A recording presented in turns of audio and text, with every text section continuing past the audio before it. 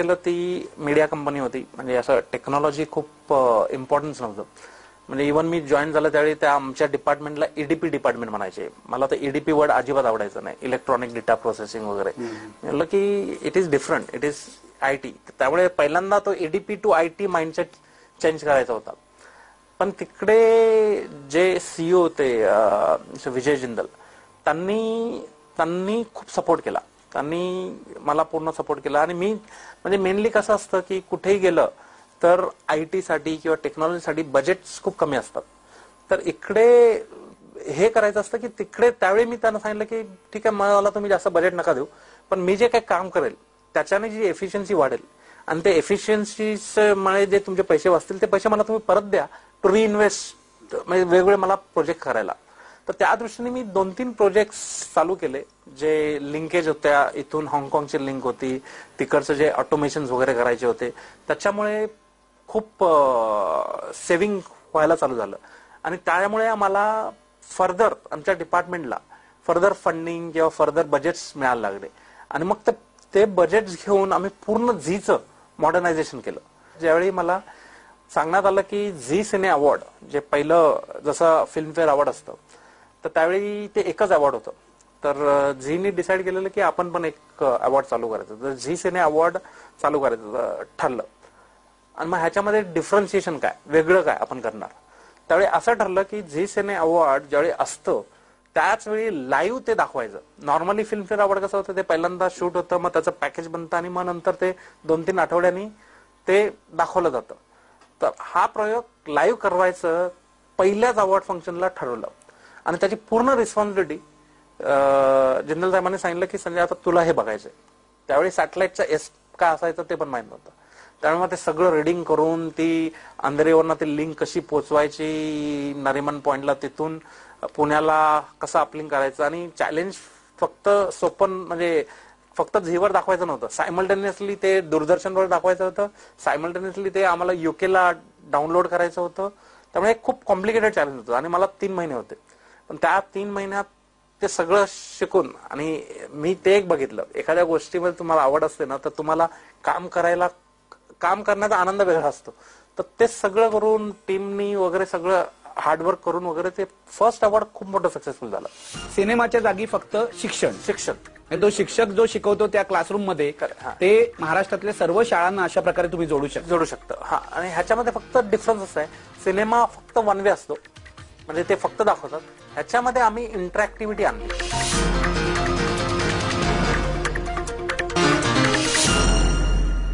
Media आणि technology यांची युती तुम्ही 91 नंतर पाहिलेली आहे. तुम्हाला एक एंटरप्रिनर म्हणून काय वाटतंय की पुढच्या काळामध्ये ही युती कुठे घेऊन जाणार आहे आपल्याला? आज मीडिया आणि टेक्नॉलॉजीमध्ये खूप रॅपिड डेव्हलपमेंट चाललेले आहेत. म्हणजे आता तुम्ही बघितलं तर चित्रपट पूर्ण इंटरनेटवर अवेलेबल आहे, डिजिटल फॉर्मॅटमध्ये अवेलेबल आहे. तुम्ही तुमच्या हार्ड डिस्कवर चित्रपट आणू शकता. तुमचं आता जसं युएफओ नि पूर्ण हे नाहीसं केल्यामुळे आता सॅटेलाइट थ्रू तुम्ही चित्रपट घेऊ शकता. त्यामुळे त्या फिजिकल मीडियम हळूहळू पूर्ण नाहीसं होत झालेलं आहे. आणि आता ते सगळं डिजिटलमध्ये होतंय. आणि डिजिटलमध्ये वेगवेगळ्या इम्प्रुव्हमेंट्स पण अजून होत आहेत. इव्हन तुम्ही इंटरनेट पण, ज्यांनी हे डिजिटायझेशन मीडियामध्ये जास्त पॉप्युलर बनत चाललेलं आहे, त्याच्यामध्ये बँडविड्थ हळूहळू वाढत चाललेले आहेत.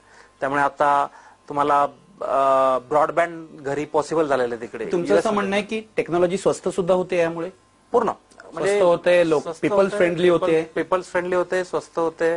आणि ह्यामुळे इव्हन शेवटी ह्याच्यामध्ये सगळं मध्ये टेक्नॉलॉजी सगळी हे करतोय, तुमचा ऑडियन्स वाढतोय तुमच्या प्रोडक्टसाठी. त्याच्यामुळे वायडर रिलीज, वायडर ऍक्सेस तुम्हाला ऑडियन्सचा मिळतंय. त्यामुळे आता कंटेंट खूप महत्वाचा बनत चाललेला आहे. म्हणजे quality of content is going to be the main thing. कारण मला सांगा, मला इथे तुम्हाला अगदी बरोबर तुम्ही बोललात की कंटेंट आता प्रश्न असा आहे की तुम्ही टेक्नॉलॉजीचा प्लॅटफॉर्म उपलब्ध करून दिलेला आहे, आता कंटेंट महत्वाचं आहे. या प्लॅटफॉर्मवरून कशा प्रकारचं कंटेंट अजून पोहोचवता येईल किंवा याचा उपयोग आणखीन काय काय करता येईल? म्हणजे तुमचे आता पुढचे प्रोजेक्ट्स काय आहेत की ज्याच्यातून ही टेक्नॉलॉजी मी वेगवेगळ्या कारणासाठी वापरणार आहात? ज्यावेळी आपण म्हणतो की आता डिजिटलमुळे तुमचा तो इश्यू राहिला नाही. पहिल्यांदा कसं असायचं की ज्यांच्याकडे मनी पॉवर आहे तर इरेस्पेक्टिव्ह ऑफ द कंटेंट तुम्ही 100 प्रिंट टाकले, 200 प्रिंट टाकले तर तो त्याच्यामुळे ते जायचं. आणि एखादा चांगला कंटेंट आहे पण तुमच्याकडे नाही त्याच्यामुळे तो पोचायचा नाही. आता डिजिटल प्लॅटफॉर्ममुळे तो डिस्ट्रीब्युशनची स्ट्रेंथ सगळ्यांना कॉमन झाली. त्याच्यामुळे आता कंटेंट खूप महत्वाचं झालेलं आहे. आता आम्ही ज्यावेळी UFO बनवलं, ही टेक्नॉलॉजी बनवली, ती कमर्शियली खूप सक्सेसफुल झालेली आहे. त्यांनी इंडस्ट्रीला खूप फायदा झालेला आहे. तर आम्हाला असं वाटलं की आता ह्या टेक्नॉलॉजीचा माससाठी, सोशल इम्पॅक्टसाठी कसा उपयोग करून द्यायचा. कारण आमच्यामध्ये त्याच्यामध्ये एक्सपर्टीज आहेत, व्हिडिओ हँडलिंग, इंटरॅक्टिव्हिटी सगळं करण्याचे वगैरे. त्या दृष्टीने मग आम्ही ज्यावेळी विचार केला त्यावेळी एक हे खूप वाटलं. कारण मी स्वतः म्युन्सिपल स्कूलमध्ये शिकलेलो आहे. म्हणजे जवळजवळ 4थी पर्यंत मी म्युन्सिपल स्कूलमध्ये शिकलेलो. आणि तिकडे मला समजलं की टीचिंग साठी म्हणजे आपण एखादा म्हणतो की कसं सगळ्यांना म्हणजे सगळ्या मुलांना क्वालिटी आणि युनिफॉर्मिटी, क्वालिटी ऑफ एज्युकेशन आणि युनिफॉर्मिटी एज्युकेशन कसं आणायचं, त्याच्यासाठी ही टेक्नॉलॉजी खूप अप्रतिम आहे. आज काय होतं की म्हणजे आम्ही आताच BMC साठी आम्ही पूर्ण एक टेक्नॉलॉजी प्लॅटफॉर्म बनवून दिला. BMCच्या अशाच प्रकारचा डिजिटलचा पूर्ण. त्याच्यामध्ये आम्ही काय केलं की जसा थिएटर आहे तो थिएटरचा कन्सेप्ट घेऊन आम्ही तोच थिएटर व्हर्च्युअल क्लासरूम बनवलं. ह्याचा अर्थ आम्हाला समजलं की एखादा स्टुडिओमधना एखादा म्हणजे एखादा लेक्चर असेल तो लाईव्ह आम्हाला वेगवेगळ्या थिएटर्समध्ये, तुम्ही थिएटर्सला मला रिप्लेस करावं लागेल व्हर्च्युअल क्लासरूम मध्ये.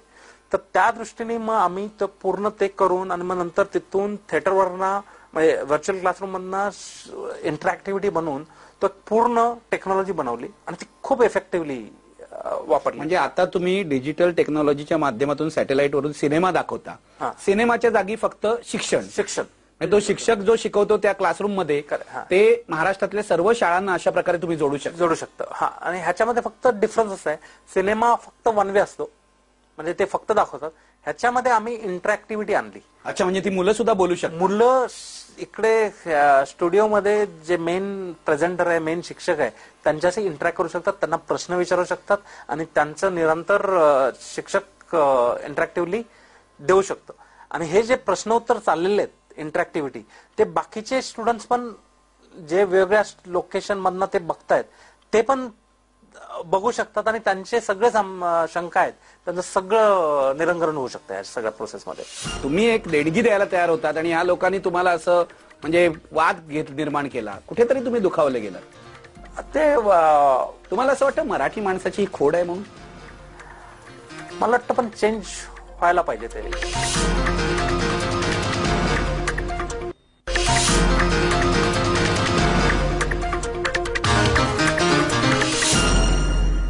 तुमची जी भरभराट सगळी चाललेली आहे आणि योग्य पद्धतीने तुम्ही टेक्नॉलॉजीचा वापर करतात. शेवटी मला तुम्हाला विचारायचं आहे, हे सगळं करताना इतक्या कंपनीचा तुमचा सगळा व्यवहार वाढला, कंपनीचा टर्नओव्हर वाढला, तरी सुद्धा संजय गायकवाड काही बदलले नाही तसं लोक म्हणतात. तुम्ही आहात तसे आहात. तुम्ही काय जसे उद्योजक वागतात किंवा उद्योगपती वागतात तसे वागत नाहीत आणि तुम्ही सतत चॅरिटी करत असतात. हा काय प्रकार आहे? तुम्ही किती ठिकाणी लोकांना देणग्या देता. तुम्ही साहित्य संमेलनाला सुद्धा देणगी दिली आहे. त्या बदल्यात तुमच्या पदरीमध्ये बदनामी पडली किंवा एक अपप्रचार पडला. काय तुमची याच्या मागे भूमिका काय? ऍज अ कल्चर व्हॅल्युएबल ग्रुपमध्ये त्याच्यामध्ये मी म्हणजे हेटे साहेबांचं हे खूप हे देतो, कारण त्यांचं माइंडसेट बघितलं तेच माझ्यावर. त्यामुळे ते असे काय म्हटलं की आपल्याला हे करायचं ते करायचंय, तर आमचा ग्रुप ह्या दृष्टीने पहिला बघतो. म्हटलं की ऍज सच तसं बघायला गेलं तर 5 वर्षापूर्वी आपण कुठे होतो. त्यामुळे आता काय असं काय लाईफस्टाईल आपली काय म्हणजे आम्ही हिपोक्रॅटिक नाही की आम्हाला पण म्हणजे अशी लाईफस्टाईल चेंज करायची वगैरे, ते होईल, ते चेंज होईल. पण इन दॅट प्रोसेस जर ह्या ऑपॉर्च्युनिटी आल्या जिथे आपल्याला कॉन्ट्रीब्युशन करायला मिळालं वगैरे, जिथे मराठी म्हणजे एखादा मराठी कॉज म्हणतो आपण त्याला, म्हणजे मराठी साहित्य संमेलन वगैरे किंवा अशा ऑपॉर्च्युनिटीज असतात एज्युकेशनसाठी. आम्ही बरेच विद्यार्थ्यांना तुम्ही दिलेलं ना, बरंच केलेलं आहे. आम्ही हा एज्युकेशन प्रोग्राम जो आम्ही चालू केला त्याच्यामध्ये पण हे सगळं जे इनिशियल इन्व्हेस्टमेंट आहे, कॅपिटल सगळे ते आम्हीच केलेली आहे आता BMC साठी जी केलेली आहे वगैरे. कारण त्याच्यामध्ये त्याचा फायदा सगळ्यांचा आहे. तो आपण त्यांना दिल्यावर म्हणजे बेसिकली मी म्हणजे आमचं प्रिन्सिपल असं आहे म्हणजे हेटे साहेब आणि माझं की power of money is in giving.